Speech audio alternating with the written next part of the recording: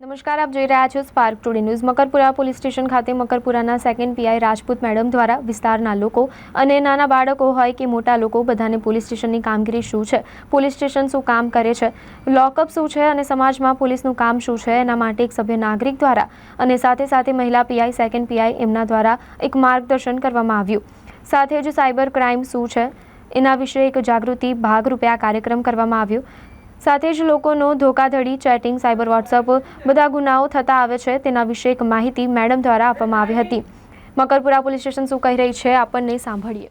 Makarpura police station ખાતે અમે રાધે રેસિડેન્સના બાળકોને બોલાવ્યા હતા। અહીંયા બધી જુદી જુદી સ્કૂલના બાળકો આવ્યા છે।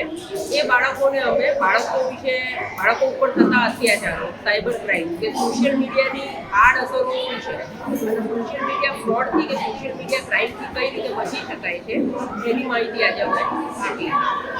એ મકરપુરા પોલીસ સ્ટેશનની ટીમ અને અમારા દ્વારા આ પ્રકારની અમે દર રવિવારે રજાના દિવસે જ્યારે દરેક સોસાયટીના સ્કૂલના છોકરાઓ અવેલેબલ હોય એમને અમે પોલીસ સ્ટેશન બોલાવીશું, પોલીસ સ્ટેશનની મુલાકાત આપીશું, પોલીસ કઈ રીતે કામ કરે છે, શું છે એ માહિતગાર કરીશું, જેથી બાળકો આત્મવિશ્વાસથી એમની સાથે કોઈ પણ પ્રકારનો પ્રોબ્લેમ થયો હોય કે કંઈ બી એમને સમસ્યા હોય તો એ અમને જણાવી શકે।